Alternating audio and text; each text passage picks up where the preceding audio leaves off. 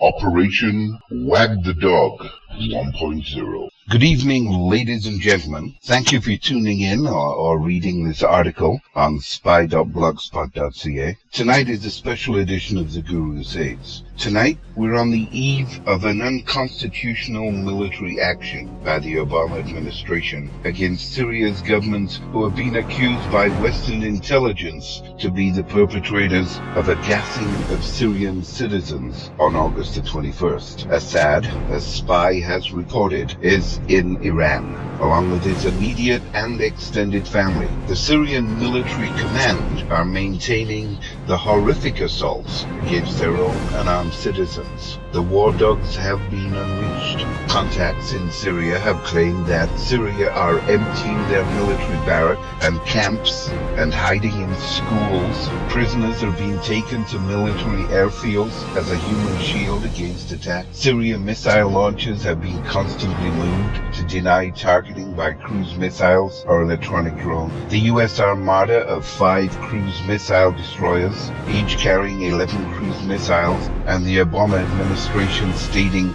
it will be a limited punitive strike, giving away any tactical advantage of shock and awe or confusion, almost makes a person ask why. Russia have increased their presence in the region and are preparing to stand off against the U.S. military. Will Russia commit action against the U.S. flotilla if the U.S. launch cruise missiles? Again, stating it will only be a limited punitive strike on Syria almost makes a person ask why. A costing of a limited action in Syria, which does not involve anything more than a cruise missile strike on empty bases, shall be about $250 million.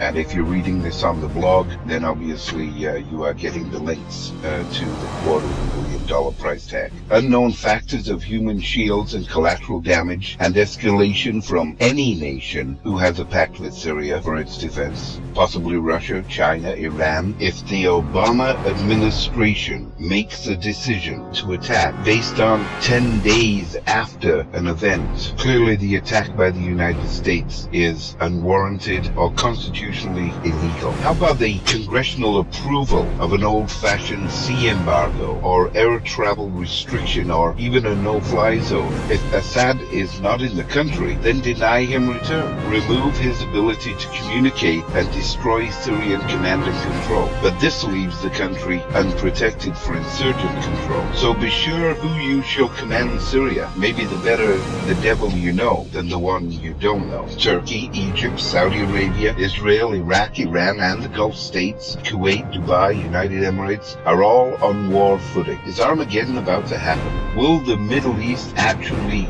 de-evolve? Would Russia commit forces against the West to protect Assad and his regime? If so, why? What does Syria offer to the West or Russia? These questions and more are continually being answered by our team who scour the news feed from around the world on SPIII Gazette and the other releases throughout the week. We do invite you to check out the blogs, SPIII.blogspot.ca, SPIII.blogspot.ca. You know, from sources who have confirmed their information, I believe it is possible that the Barack Hussein Obama administration, and under the authority of the President of the United States of America, and the U.S. shall commit military action in the wee hours of Saturday, August the 31st, 2013. The timing of the attack shall be dictated by availability of news organization response, or should I say, the lack of it. In the early hours of Saturday morning through to about 4 a.m. Monday,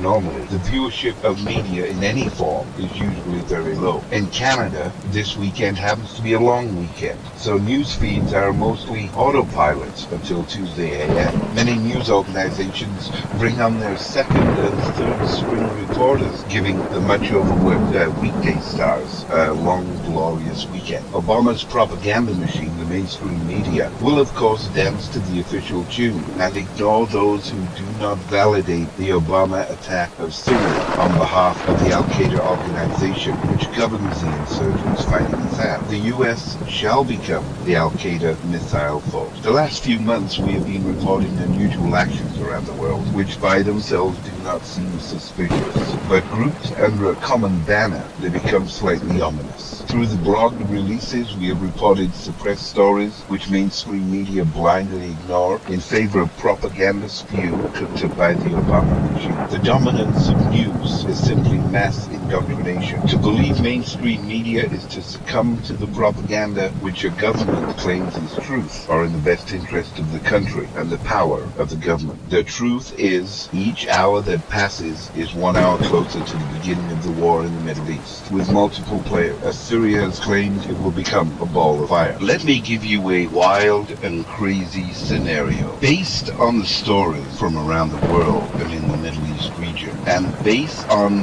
previous actions of the Obama administration, the attack on Syria is not what it seems.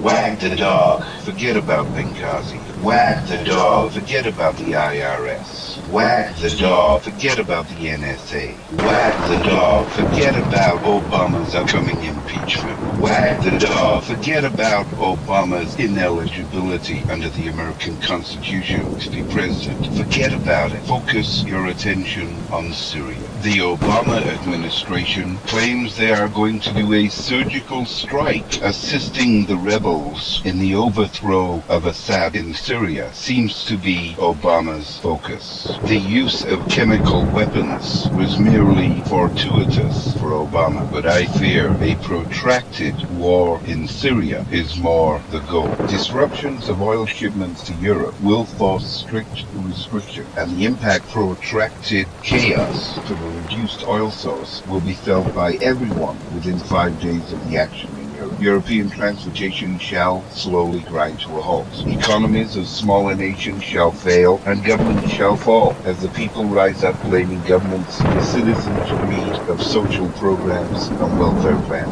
An attempted strategic assault on Syria by the United States of America and possible coalition forces is a guarantee to ignite the Middle East. In North America, illegal immigration, of course, will take a back burner as the North American economy begins to crumble. Obama recently signed an executive order putting in place a sinister amnesty plan for those already illegally within the U.S. As the American government prints more money and deflates their worth, Canada huffs and puffs as it slams back together its military tin can, hobbling them back into service while breeding another decade of brave Canadian soldiers offered in sacrifice to the flag of the United Nations. And the leader of the Canadian Liberals announces he smoked pot. I believe that the next year, 2014, shall be a time of tribulation, and 2015 will see a drastic change in society, either positive or ominously negative. Old enemies and gripes, ancient hatreds and actions will surface, and it will seem like society is de-evolving, and it will, until the insanity is ended by the will of the people. I am Guru Nostra.